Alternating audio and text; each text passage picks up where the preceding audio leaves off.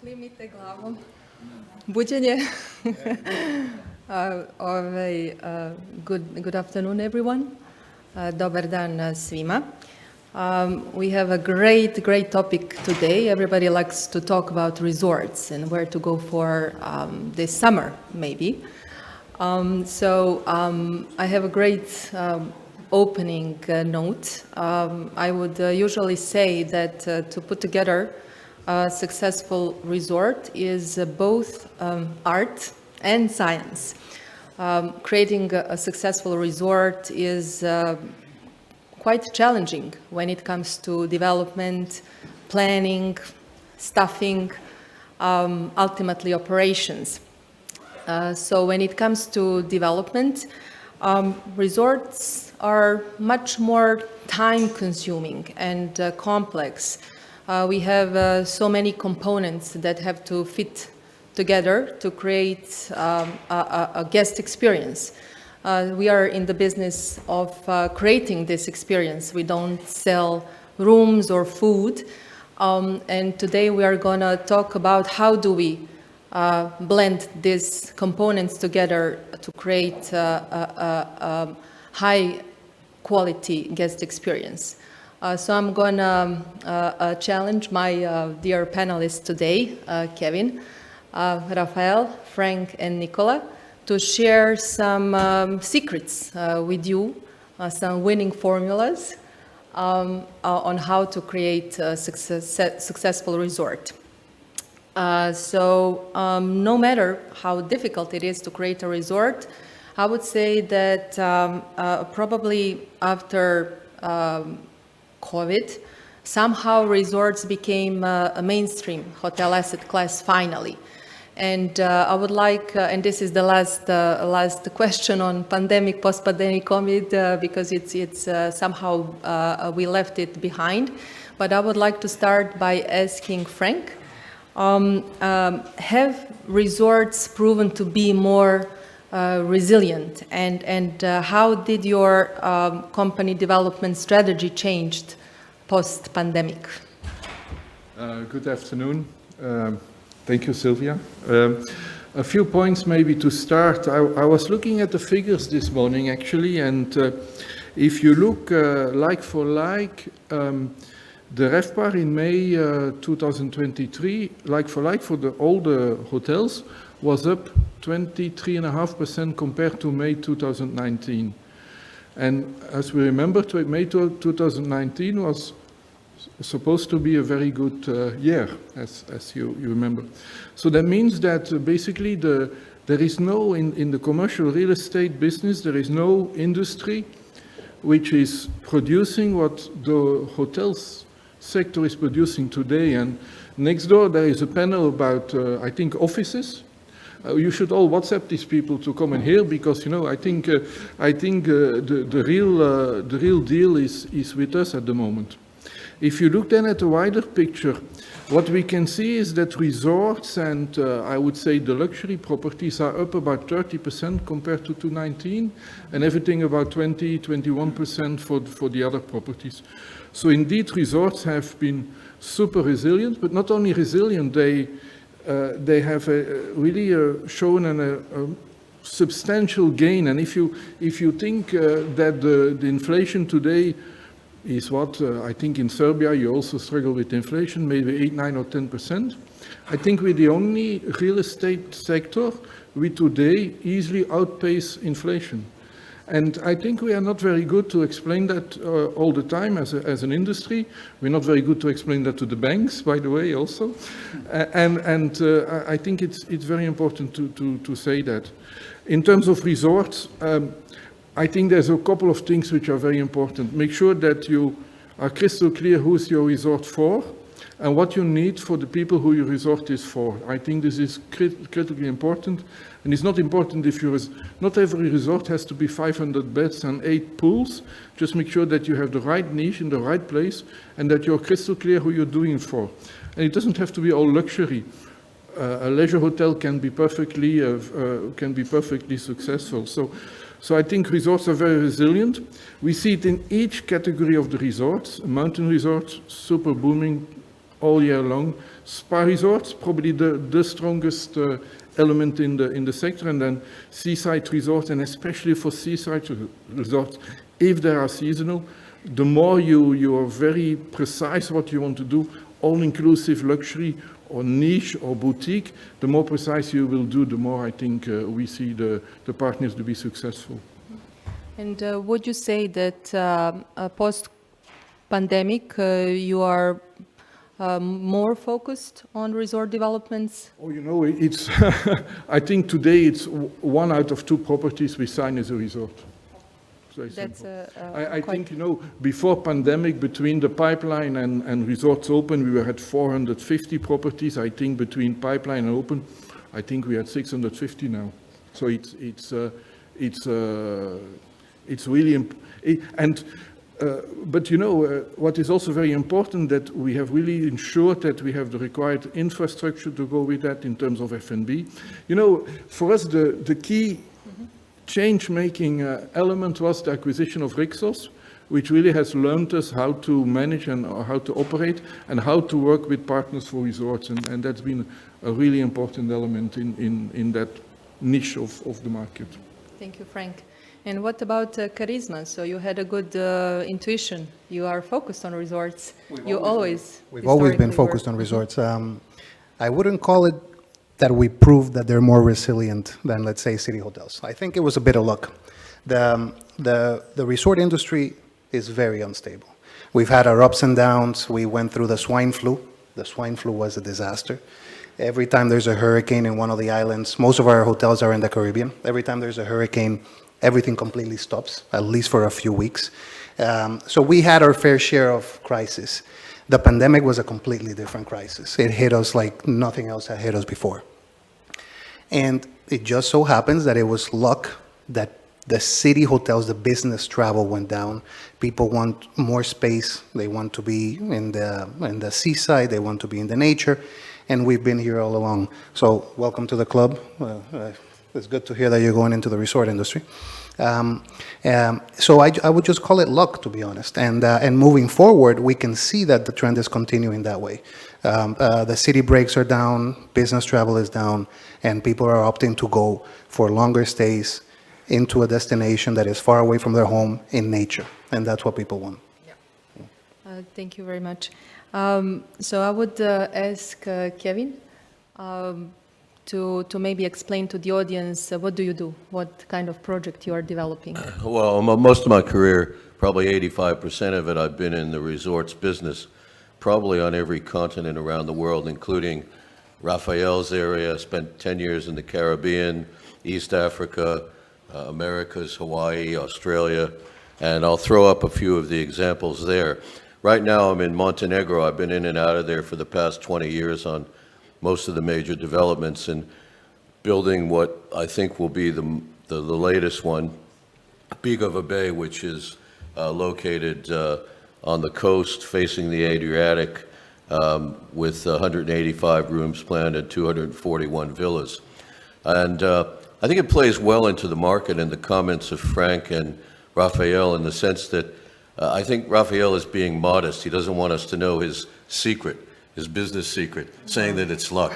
I think it's a lot of hard work. I think the opposite in the sense that there's it's a complicated business. I think before COVID, banks, investors were always more wary of resorts. They thought it was higher risk. They thought that it should have a 20% plus return. Now it's become the favorite. It's the darling. Everybody wants to invest. People are backing major hotel groups to build resorts to get into the all-inclusive business.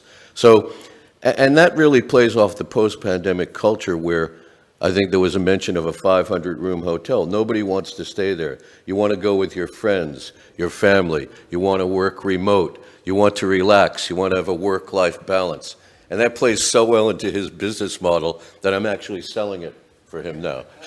So, we're in the same business. And basically, this started probably, in my experience, it came out of Hawaii and Australia to a degree where Japanese investors who went overseas, Japanese tourists, wanted to be in a gated community. They wanted to have golf, restaurants, villas, hotels, spas in remote areas where there was nothing there. And if you didn't create all these multiple activities and multiple cash flows, you risk business failure, you risk marketing failure. So that's been, you know, really the genesis of this business. And now it's spreading all over the world. I mean, I was surprised. I arrived in the airport yesterday. Sylvia and I saw the sign, Charisma, right above the stairway. And these guys are here. It's really amazing. So, you know, it's really gone global, the whole business. So if I can just throw up a couple of examples up there, a project I've worked in the past which demonstrate Princeville in Hawaii was 9,000 acres with our own airport, our own commercial center, 3 golf courses, a community, 2,000 residences. I mean, it's a major, major effort to do. And there's a lot of upfront dead money put into it. So if you don't get your phasing right, you have a problem. Next, please. Just another example, you can see the project from the distance. That's the kind of area we're talking about developing.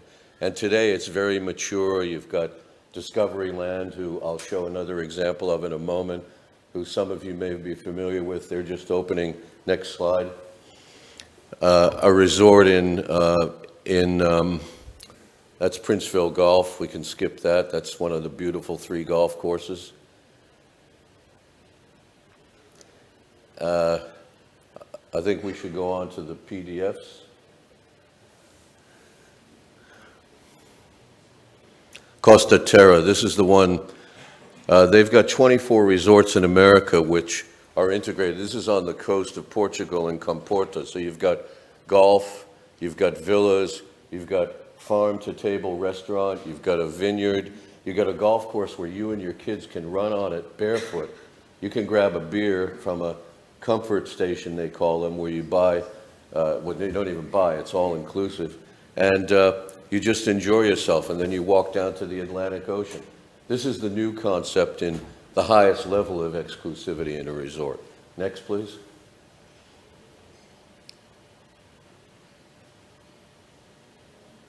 Next PDF, I think. This is an example of the various elements I talked about in a resort. You've got different components of villas, restaurants, spa, etc. It's not just one cash flow or one development, and they all have to work together in a seamless way so they complement each other and they drive business to each different part of the resort.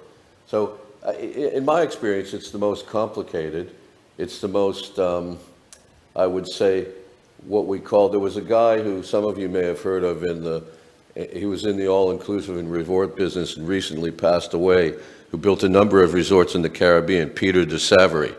I'm sure you've heard of him. And Grenada was his last project. And there he said, you know, what business are we in? We're in show business, basically. That's what all-inclusive and resorts are all about, keeping the customers active, occupied, and happy the whole time they're there. Next one. This is an example of West Sands. This is in Thailand. Another example of the intricacy of a integrated resort. Again, with the different components: water parks, restaurants, hotels, and villas, condos. I think the next one. Floor plan. No, we could go to the next PDF, please.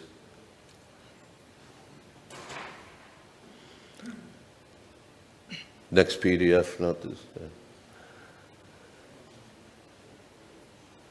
This is the one that I'm working on now in Montenegro in Bigova Bay. It's spread over 80 hectares. Next slide, please. And these are some of the aspects of it that are involved. I mean, this is 100 pages of a master plan that we put together with hotel, branded villas, non-branded villas, beach clubs, restaurants, so many different components that you have to get right. Next, please. This is just some imagery of what it'll look like with our land and some of the vistas from the property. Next one, please. This is the master plan, which again shows you, we're south-facing here because we're on the Mediterranean, so we want the maximum sun.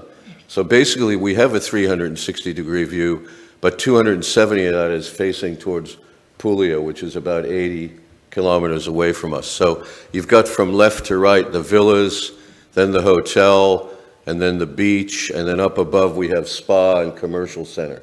So this is a project which will be developed over a 5, 6, 7-year period. There are, I said, 185 hotel rooms, 241 villas, basically done in one phase. So, next, please. That's a view of the property from the south.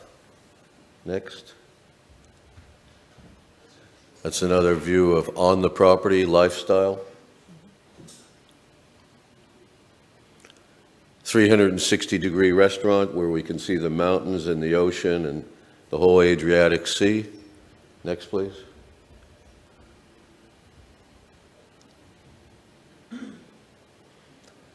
And that's just another shot of the property. So the whole intention of this is to give you a flavor of what we're talking about in terms of a luxury resort. This is more at the high end, and resorts can extend all the way from, you know, I've done some in some places in the Maldives where they're, I wouldn't say budget, but they're probably, you know, mid-scale type resorts. There are different markets for these, and those tend to be historically what you would find when all-inclusives first started. Now they're going very much more upmarket.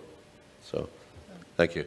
Thank you for just mentioning all of these different components that have to be united in a kind of cohesive manner and communicate to each other and providing this overall experience. Nicola, what are you doing so these days? Can you hear? Oh. Can you hear me? Yes. Okay. Oh, I'm sorry. We're right now in the process of opening first AC Marriott split, and it's been the highest building in Croatia. This is like over there we developed semi-city, semi-resort hotel. We won't be the best resort on the summer, but in the winter will be the best hotel in the winter. It's mean we combine everything in one. Then we are developing also with Accor Pullman in Kolashin in the ski resorts. And with Accor, we have 2 projects connected with the ski resorts in Koponik and Kolashin. And I hope we'll also do one in Jahorina, and then we closed all 3 mountains. But we want to do really special thing over there, and over there we do resort with selling of real estate behind it. And how to say, for me the nicest one and the best is like I'm developing and my team resort in island of Cres in Croatia. It's your own project. Yeah, my own project, yeah, and we worked 12 years on it.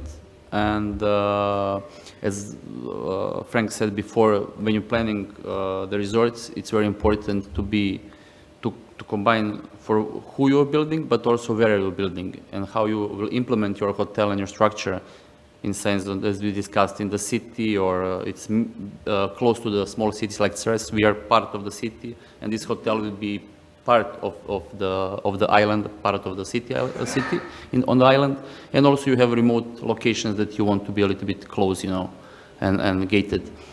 But anyhow, we are working in this region. We are developing all over Croatia, Bosnia and Herzegovina, Montenegro, and Serbia, and this is pretty much it regarding projects. So, yeah. If I'm not mistaken, your resort will be like the first upper upscale hotel in the whole island of Cres. So why? I mean, what kind of initiated your decision to go with this project? Why nobody before? You know, like They told me I'm crazy. No, I think that Croatia, in this moment, Croatia is really in the right moment for that product. I really believe that few years or like before COVID, Croatia was not ready for this really boutique high luxury products or luxury products.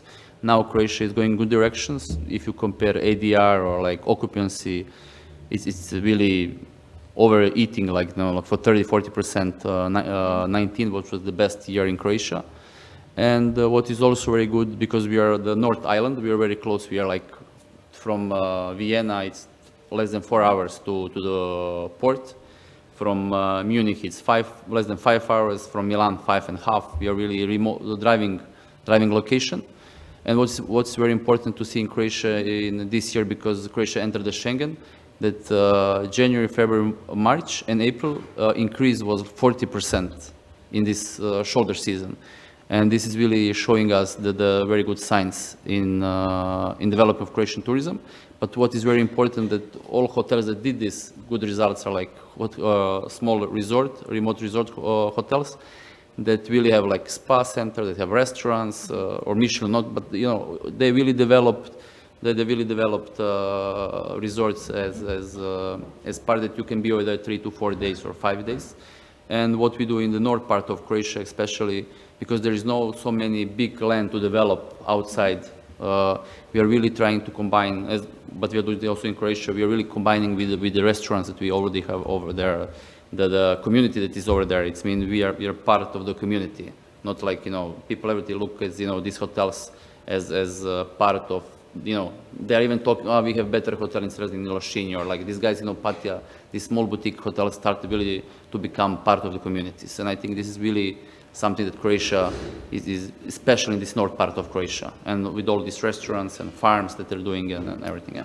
It doesn't sound too crazy for me, but let's dig now into a discussion, and I'll ask you, what are the key challenges you are facing in developing this resort? In this resort? First resort. Yeah. Just number one in this moment is construction costs. Now they are stabilized, but it really depends the moment when you start to how to calculate the costs. For us, we started in the worst period, and now for us the price of the construction is normal. We are really we are going in good directions. It's even going a little bit down, but not something like really 3 to 5% down, which is good for us. But if you planned in 19 the cost, then you're in huge problem. But construction cost is really unpredictable, and even, you know, if you sign everything and you pay the advance and everything, but they have right, if the price go over 10%, to charge you more. Unfortunately, it means there is no stability. Then the banks, for sure, that are really not believing so much in the resort product still in Croatia, especially if you go to boutique luxury. There are more this like 4-star, 300 to 400 rooms, and then they know that you'll open 1st of May, you close 1st of October, you'll be full, and then you can return the credit. This product is very, but you also know that it's new. With Marriott helped us a lot to explain them and to compare, you know, how the Greece, the hotels, small hotels are doing, because in Croatia there is no really examples of these small hotels, resorts working in this moment. Compare, and somebody has to be the first. Yeah, and then when you open, the biggest challenge in Croatia in this moment is employees, you know, the working force. This is like what we are now facing in Split. It's really, we are in good direction, but it's really, we are missing a lot. So construction, financing, and staffing. But it was always the problems, I think. Yeah, They're always Staffing, you raised a big issue, and it gets more complicated with resorts because the expectation of the guest is higher, and the staff has to be trained in a broader way to deal with guest issues than in other hotels. Yeah. And Frank, which key differences you see in resort development compared to city hotels? I wanted to emphasize Nicola's point. I think Croatia has enormous potential in the high-end luxury boutique because Croatia has always been like an upper mid-scale market, and if you see this entire staffing and cost issue, you can only overcome that by top line. The cost, you know, you can, and I think to make sure that, and that's why your positioning and your idea about your product needs to be fully correct in order that you can push the top line. Because any property which has a strong message, has a strong positioning, consumer will pay for it. Even if you don't have to be 5-star, even if you are mid-scale, make sure that you are the best mid-scale and the most niche mid-scale in your market. And then you can push the top line, and that's the only way that you can pay the staff more, and then we also need to think about the ergonomics of the property. In terms of development of a property, I think today if you build a resort of a certain size, you will not get a resort away without branded residential. You need branded residential is a for us it's a massive business. I think we have more than 120 projects worldwide now, and it brings a real additional value to real estate, which gives enormous comfort to the bank vis-à-vis your potential financing of your project. And for any significant new resort, it's critical, and it needs to be done. It needs to be done very well. There is 4 or 5 big operators. I think Marriott is probably number one. We are the number 2. I think Four Seasons is number 3. So there's a number of people who know this market, and it's a key market to get any substantial project going today. That's the name of the game nowadays. In Marriott, 70% of all luxury hotels that we do have a branded residential component. So that's the fact. Rafael, you are here in the region for 6 years now. Where did you face the biggest challenges in developing your first resort in Montenegro? Well, in that location specifically, the biggest challenge was the location. When you build a hotel, first you need to identify who's going to be your client, and you do everything else around that. And in the resort business, most of that comes through air. They fly. Now in Montenegro, a lot of people drive. We are lucky that there's only that road. We are in Ulcin. There's only that road to get down to Albania from Montenegro. So we do have a lot of drive-through traffic, but still most of our clients are flying in. And then the challenge is connectivity.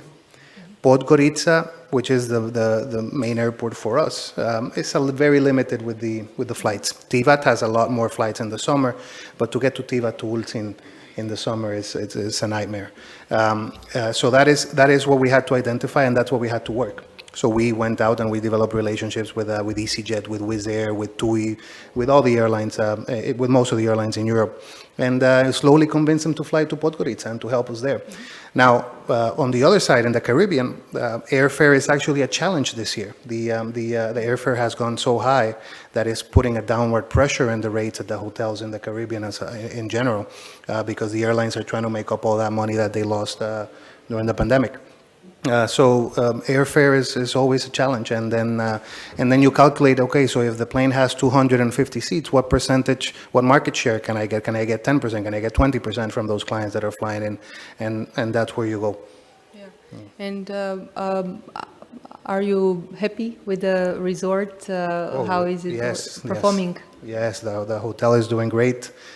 We actually had 2 record years in a row. Last year was a record year. This year will be another record year, and to put it in numbers, it's almost 20% higher in all metrics, and in revenue and in ADR, and it's very well established in the market. But we really don't have a natural competitor, so that puts us in a unique position. We are in an untouched beach, which is beautiful. We offer an ultra all-inclusive service, proper Caribbean style. And we have activities for families all day long. We have activities for the adults during the evenings. We always have live music or a show. We bring celebrities to sing, or we bring stand-up comedians to act. So you have a whole program touching on what Kevin was saying. You need to keep the guests entertained. That is what they're going for. That is what they're paying for. And then on top of that, we have 3 a la carte restaurants that are included in the package. Then we have the main restaurant, a buffet style, and then we have the beach club that is serving food and drinks during the day also within your all-inclusive package. So you get everything. Good. Congratulations for opening the first one. And I can understand in between lines you will be staying here to do more. So Kevin, you have been developing all over the world. So where do you see the biggest pitfalls and challenges for resort development in the region? I think the challenges are everywhere, and I think the opportunities are everywhere. That sounds like I'm trying to avoid the Goes question. one with the other.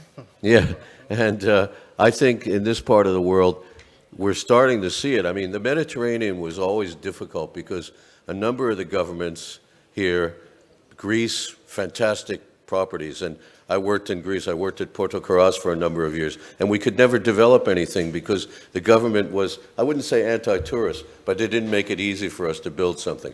Turkey was undiscovered. So now you have Greece and Turkey getting into this resort game, which I think helps all of us, actually. And you always had it to the Western Mediterranean, Mallorca, southern France, but they're sort of overpopulated and kind of overdone. Then you've got Portugal, which is now coming into play. And like Montenegro, real estate is very important. They have the citizenship by investment programs over there as well, which is critical. And the one thing I would say that the thing that really is key for both us and the guest and everybody who's buying into a resort experience is the real estate. Without that, you have major problems. What I mean by that is there's a lot of heavy investment up front, roads, infrastructure, access, and if you want to keep low density, your cost per key in a hotel can be 700,000–800,000 euros. So if you're really smart about it and you develop your real estate well, guess what? Your hotel is for free sometimes. I've had that experience where at the end of the day, that was paid for by people who bought into the golf course community, into the residential community. So it's a beautiful model when it works to its optimal. And but the risks are there along the way. You have to get everything to time out. You have to pay attention to cost and development. Today it's more difficult than ever, getting containers at the right time, getting prices at the right time. You almost have to go to the source and make sure what they're going to pack in the container is what you ordered, because if it arrives on the island and it isn't, you have a serious problem. So there are many, many moving parts. It really takes, I'll give you an example. I mean, in the Maldives, to finish an integrated resort there once, I literally hired landing craft from the Indian Navy to bring stuff in and out of the Maldives because I couldn't do it commercially. If I did, it would have taken me twice as long and I would have lost a lot of money. So sometimes you have to do those emergency moves that you don't expect. When you have 800 workers on an island of 2 square kilometers, it's quite a challenge. So, and what would you say is critical to make it right? In Montenegro, I came across many master planned projects, however, very heavily real estate driven. You mentioned the hotel, sometimes you get for free, and it's a critical component to provide the service and the experience. At the end of the day, you're not selling, you said you're not selling the square meter, you're selling the experience. So how do we make it right? Well, I think you have to really get into the detail and perfection every step of the way. You need tremendous support by the government, and I would say in our project, Kotor municipality has bent over backwards to help us. I mean, they're cooperating with us on infrastructure. They're actually paying for some of the infrastructure. So it's been a very good experience, and you absolutely need that.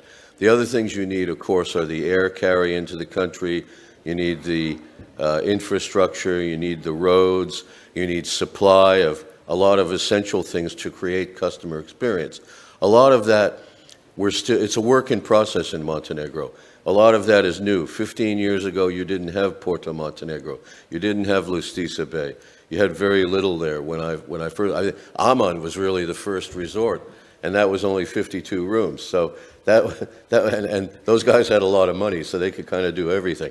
But I think it gets harder as you get into the bigger, the Charismas, the Marriotts, the IHG type of product, which is more complicated by definition. So, but without risk, there's no reward, as they say. And driving the top line is absolutely critical. So marketing and sales, positioning of the product is absolutely critical. So putting the right amount of effort into the planning process. Exactly. rather Planning than- is yeah. critical. I've seen so many people over the years say, hey, that looks really good. I want to build something like that. No market study. And that's almost a death sentence. So you really have to get into, I mean, we spent a lot of money on feasibility. You know, we had BCG involved, we had HTL, we had Savills, we had our own people. But repetitive study, looking into the detail, there's no substitute for doing your homework at all.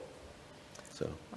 Good. And what about you, Nicola? And operator input. I can't forget operator input. That's Yes, that absolutely is essential. definitely critical.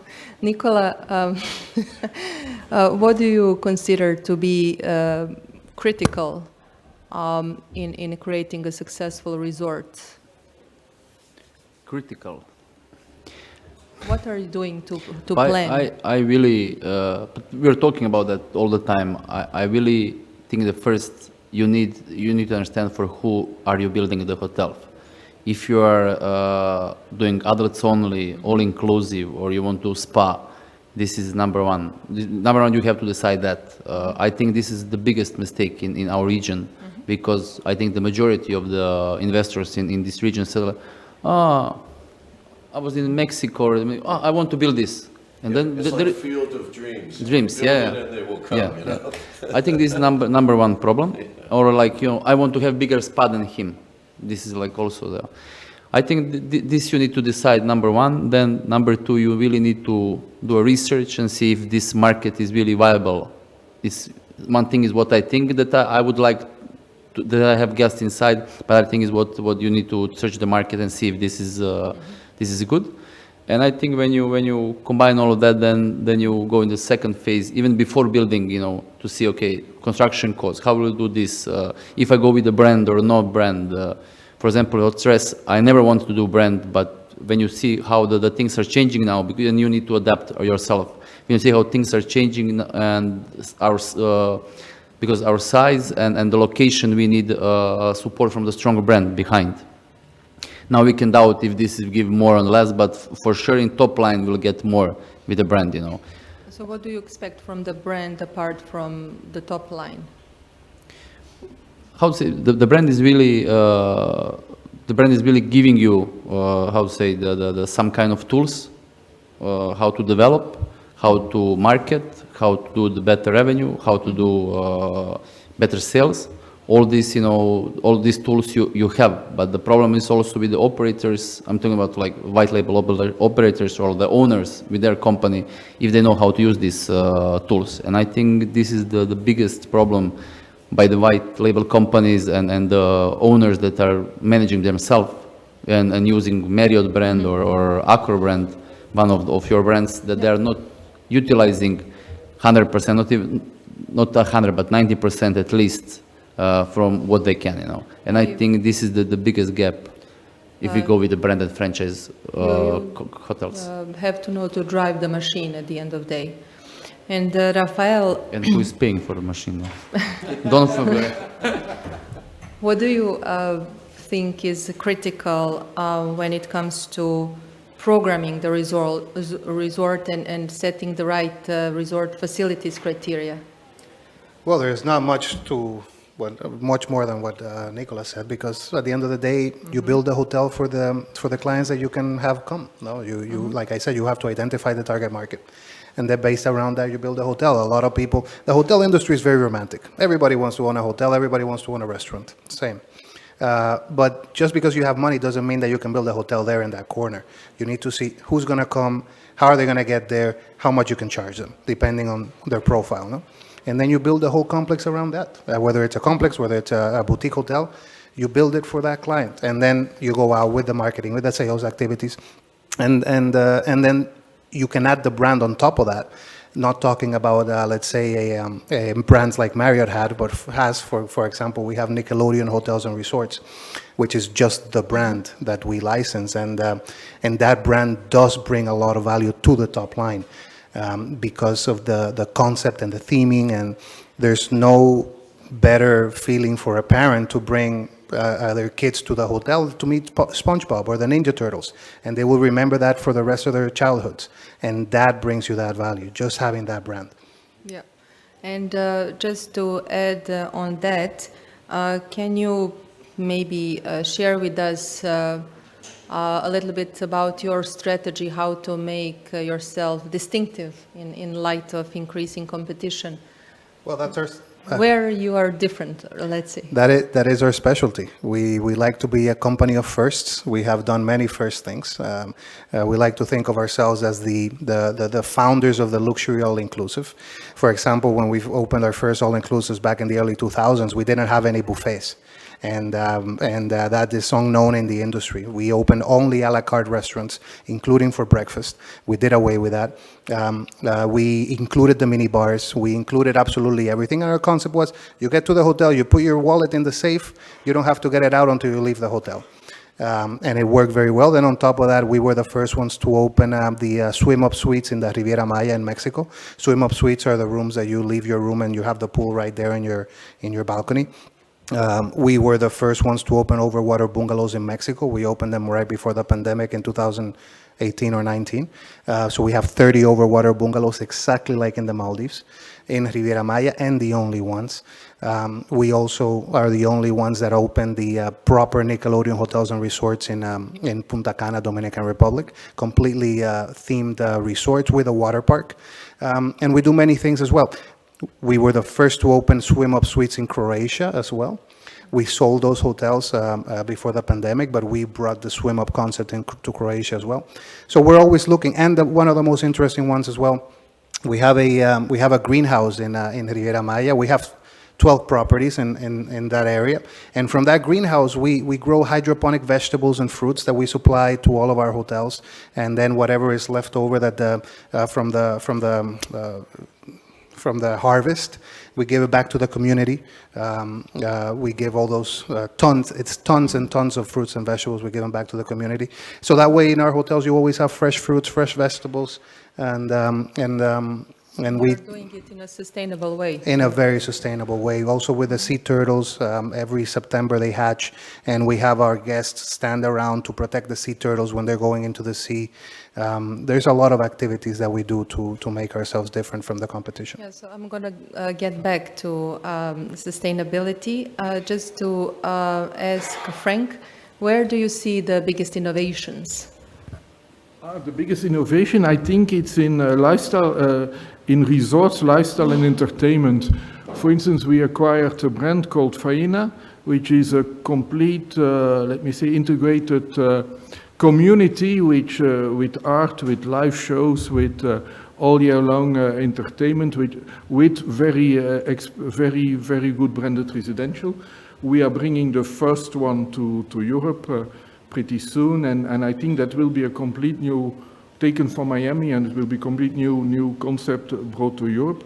I think what also will be very interesting, we will bring the first banyan tree to Greece, which is the development just started, and I think that will be a complete new spa experience, which you well know from Asia, and I think this will be a complete new spa experience for Europe, again with a very good branded residential element to the project. Very good. And Kevin, how can a resort make itself distinctive?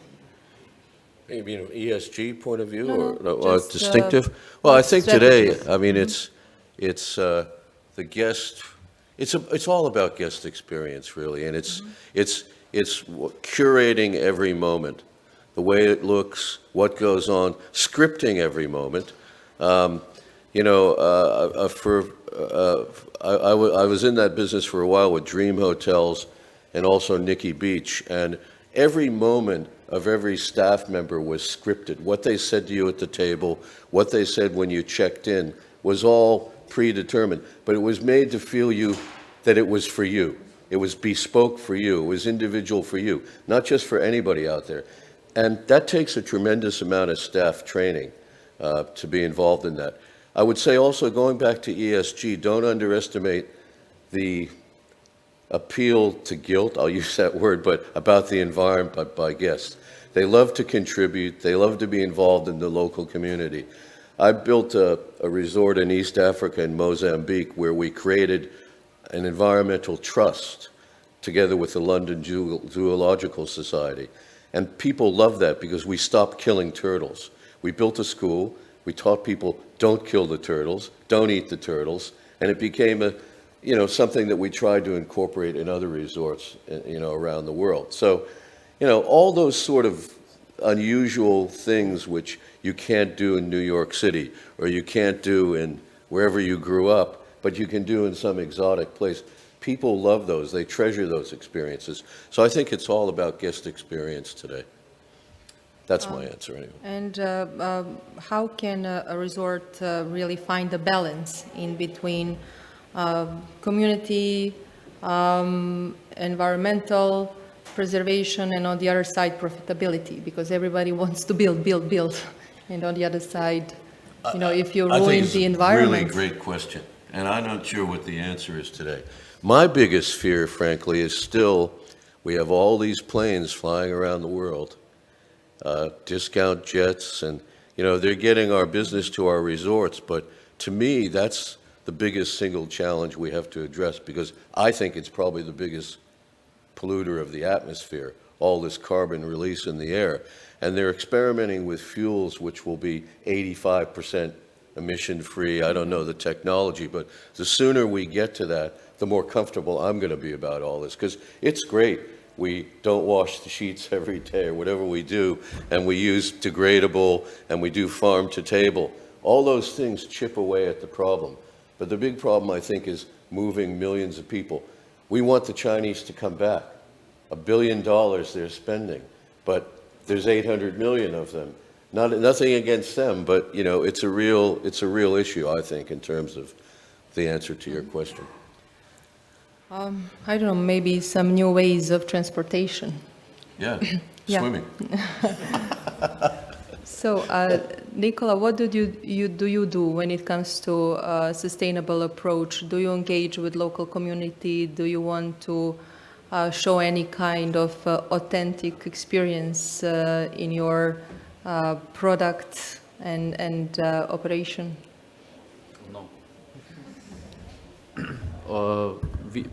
We are doing some, the hotel we are developing, we really want to, that, when you pass near that you feel that it was here like 300 years ago. We are doing everything from the local materials, from the islands and surrounding. We are very sustainable in the sense of spending the energy. We have like more than 40% of electric energy will come from the panels. We are also doing for the food deposing.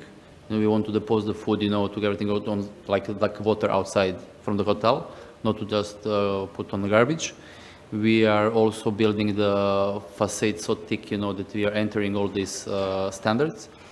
One of the proof what really helped us a lot is that European Bank for Infrastructure gave us additional loan because we are under all this requirement by European law, which we are 10 to 15% lower in spending the energy or the water also, and then we are even doing now the water for watering the gardens and everything from the reused water, only for that, What you're also doing, I saw in Mexico like 8 years ago, But all these small things, you need to do, We are also against, we'll do no plastic, no paper.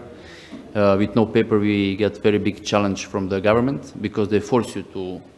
I said, like we're all like sustainable countries, but then the country is forcing you to kill every day, or cut 20 trees because so many paper printing in Croatia, for example, we print like each day like this of paper because of the archive, and we can do everything online, And we are trying now to not to have receipt from every time that you have signed because you drank one coffee or everything will be online, and this is a huge challenge in Croatia, but it's going in good direction. We are trying to do it.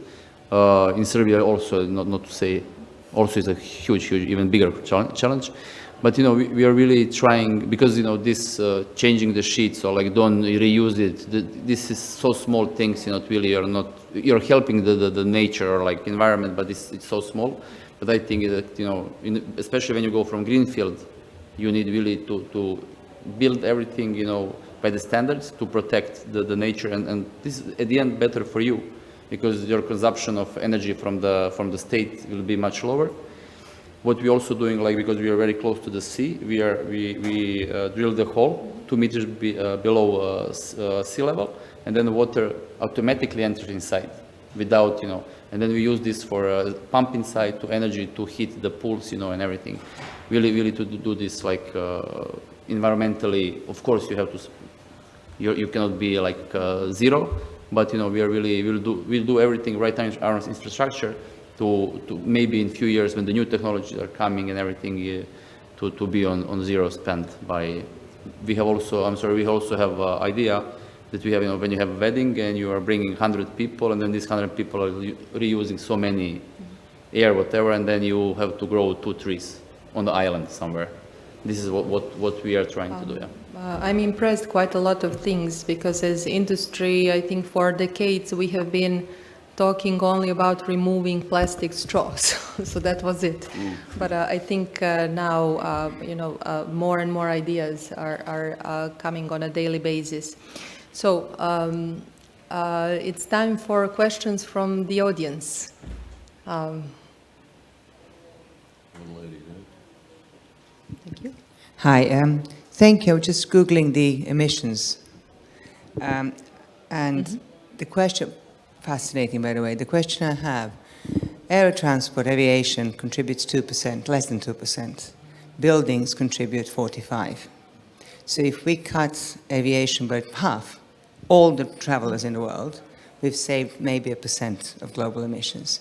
If we cut buildings by half, we've saved 20 plus. So I really think there's an opportunity there. I'm sorry to be contrary, but I think we need to work a little bit harder. I think it's a very important point you make there. I think airlines is very small contribution in terms of. 2 points I wanted to make. I think there's a lot of hotels and a lot of tourism organization, a lot of teams in the hotels who are doing an awful lot, and we are awfully bad in communicated. What Nicolas says here, many teams in the hotels are doing that today, and many investors are doing that today, and we're not particularly good in communicating that.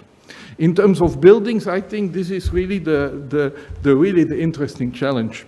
We as an organization, we are very keen on conversions, because I think if you take it further in the future and you take it the bigger picture, how long can we still build large new greenfield developments? How long is that socially, environmentally still done? I think at some stage we will really run into that. That's why conversion is a great point, but also with our thinking and our organization, with the governments, for instance, to have a 5-star hotel, you need a massive room. What's in that room is very often not important. Is the air quality good? Is the sleep quality good? But if I have a big room, I have 5-star. But with a big room, my environmental impact is way more important than maybe with a smaller room, with a much higher comfort level, which is not recognized. So there is both with the government, but also with the industry, there's a massive thinking to be done in the next few years. And also, very often we do a lot of reconversions of old, used resorts, which we completely redo. Communities love that because they own houses around that. They see the value of their community suddenly growing again. And I think as an industry, this is really, for us as an organization, we need to do an environmental impact of each new project. And we lose massive new greenfield project due to that. But I think in the long term, I think it's very important to keep doing that very, very precisely. Next question.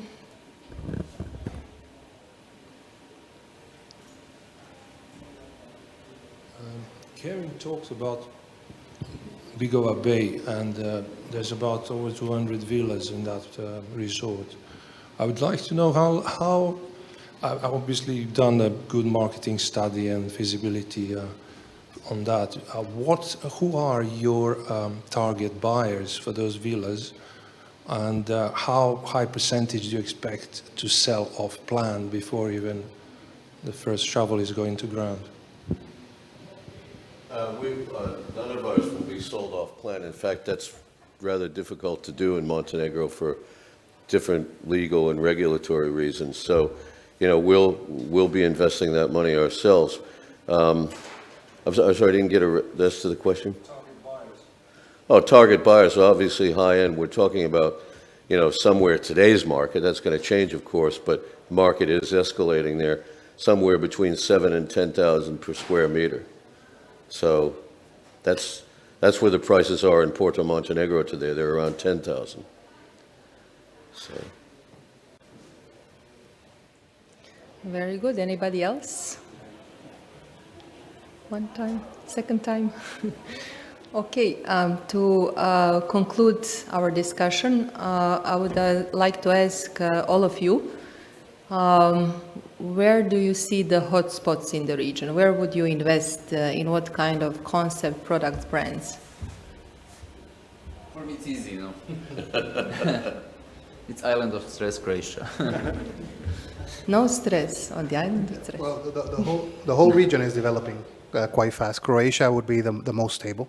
It's a very stable tourism market. It's been quite popular for a few years. It's easy access. It's well connected, and then Montenegro as well. Montenegro will continue. They just need to invest a little bit more on their infrastructure.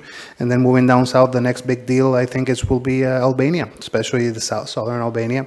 A lot of developers are looking into that. Airlines are starting to fly more and more. More transportation companies are opening there. And that will definitely be the next big deal. Yeah, they have a beautiful coastline. I agree. Yeah. Frank? I think the next big thing in this region will be spa resorts. I think the region has enormous quality of mineral water, has enormous expertise, and if we put that together with good facilities, this will fly like hell. Yeah, my answer is a little bit broader, not to escape the question, but I think, you know, the Balkans continues to me to be the amazing Balkans. Every corner you turn, there's something different. It's not quite like India. When you go to India, you don't know what's going to happen, but it has a lot of those surprises. And every area is different, different islands, different beauty, different geography, different cultures, different cuisines. And very few people know or understand it. And they come here and they say, wow, I didn't know it was like this. So I think we can all do a much better job through our own companies and in combination with the tourism agencies in various countries to do more destination. Like what I'm trying to do now, and it's just starting those discussions with the developers at Lustița Bay, Porto Montenegro, Smokva Bay is coming. We want to work together and pool some of our resources, our thinking, and our campaigns to stimulate interest and demand and knowledge for the whole country, not just for our own property. Because I believe creating a bigger pie will help all of us. So I think that's a perfect way to conclude the panel on a positive note and believing in the future. Good, thank you everybody.